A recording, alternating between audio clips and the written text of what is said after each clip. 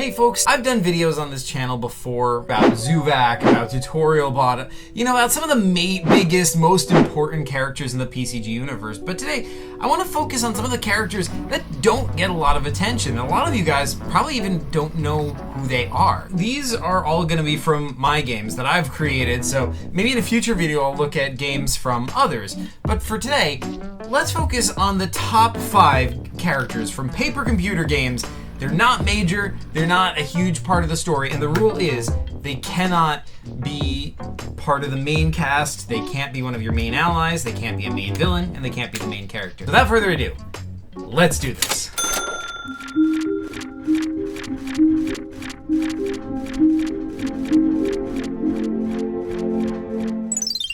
Number 5, Frank. Frank is a random guy with basically a garbage truck in space. He's dumping hazardous materials. So in his first appearance in the paper computer game Balzac Globotron, he's dumping hazardous materials where it's definitely gonna fall into an inhabited planet. So Balzac Globotron asks him to stop, but Frank curses him out and starts shooting, even though his little garbage truck ship poses no threat to Balzac's epic fleet of powerful starships. He just keeps shooting. Balzac demanded Frank surrender and even offered Frank to let him join Balzac's fleet, a good paying job so that he could still make money without dumping hazardous waste. Frank considered the offer but said, "Hold on, let me first check to see if my ship can outrun yours."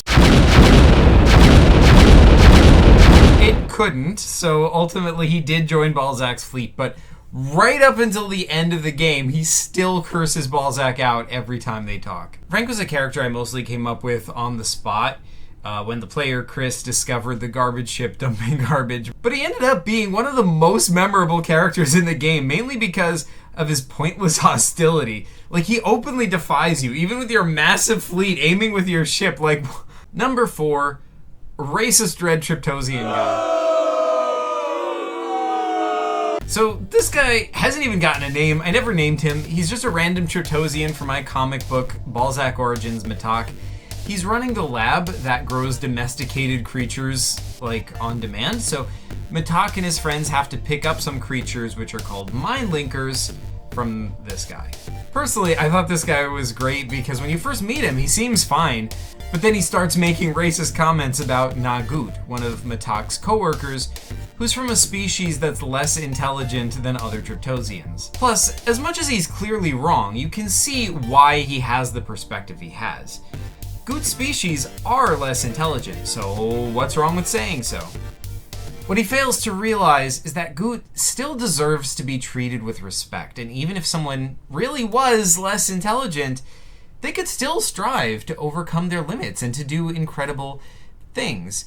And when he makes comments like that to people like Goot, psychologically, it doesn't help them reach their full potential. Still, I like this guy as a character, because at least to me, he feels like a complex person. He's not just a racist, which he definitely is, just to be clear. He's also the first red Triptosian we've seen, which is a cool milestone. Number 3, Ben Toast. Now, Ben Toast is one of the people living in Company Town, a town right outside a company facility, and he's a massive conspiracy theorist. Now, in Zuvak, The Life and Times of a Clown on a Stick, when Zuvak calls him on the phone, of course he initially thinks Zuvak is an agent of the company spying on him. He's a conspiracy theorist. Now, Zuvak ultimately reassures Toast, but Zuvak really is working for the company, though. Toast is great because he's so paranoid and he rants and raves about tons of conspiracy theories, but he's also a useful source of information because he watches everyone in town constantly to gain information. He survives by taking on odd jobs, including by sometimes working for the company itself. He reappears in Chris's PCG Anniversary Special Part 2, in which we find out that years later, he left Company Town when the company facility there shut down. He moved to a new place called Green Over Acres, where he gets shipments of food from the local church. He still made tons of conspiracy theories, but he trusts the church even though it does seem like there's something fishy going on with this church. Number 2. The receptionist. The receptionist is just the best receptionist this world, frankly, has ever seen. Her customer service is unparalleled to the point that No matter what the guest wants, she'll make sure it happens, even if what the guest wants is an unauthorized missile launch. She first appears in Alien Invasion Part 2, The World's Reaction, one of my old PCGs, where she works at a gigantic missile base. So when the player comes in asking her to launch missiles into space, she does so without question. Truly unparalleled customer service. And if you think about it, it's because of her actions that the world was saved, since it was an alien invasion about to place whose ship she fired at. She is without a doubt one of the unsung heroes of the PCG universe. Of course, she didn't know she was saving the world, since she didn't ask questions. It could just as easily have been a ship full of children, but anyway, one of the unsung heroes of the PCG universe. I'm glad I'm making this video so she can finally get her due. She reappears in Balzac Lobotron, which takes place years earlier, so it seems she worked on an alien planet, Zoniat, before coming to Earth. She basically worked in the same role. What is her deal exactly? Number 1,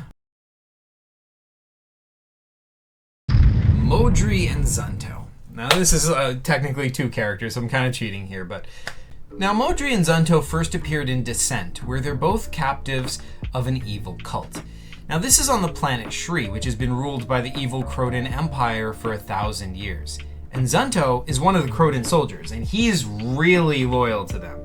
Like, he's really enthusiastic about being a part of the glorious Crotan regime. Now, Modri is a Zerelta woman, which means she's part of the rebellion against the Crotan.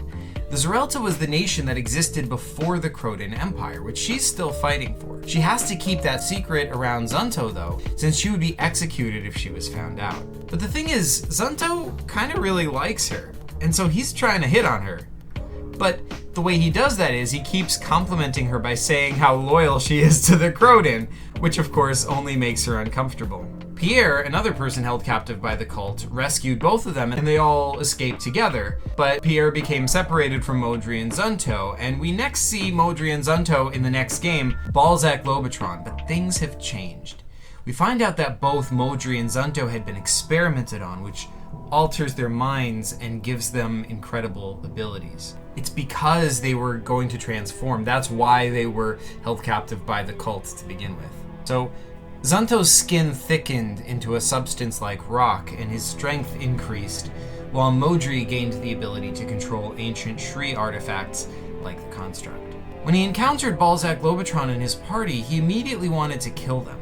Modri agreed, acknowledging she no longer felt the need to resist the Crotan. Now, Balzac was kind of able to pick up on this. Like, he realized from what she was saying that she used to be a dissident. She was only letting it slip because her mind has been altered so much, she doesn't care as much anymore. So he points this out to Zanto.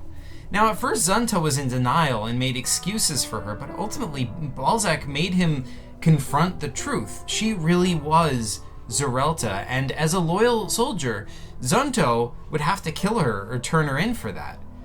He struggled with himself, but finally Zanto realized he couldn't kill her, deciding that he'd rather become a dissident himself than hurt her. Now that I think about it, there's a similarity to Glendrick and Razorfoss from the Unending Battle, but that's another story for another day. Now those are 5 of my characters from my paper computer games that I think don't get enough attention as they deserve, so I just wanted to make a quick video about them.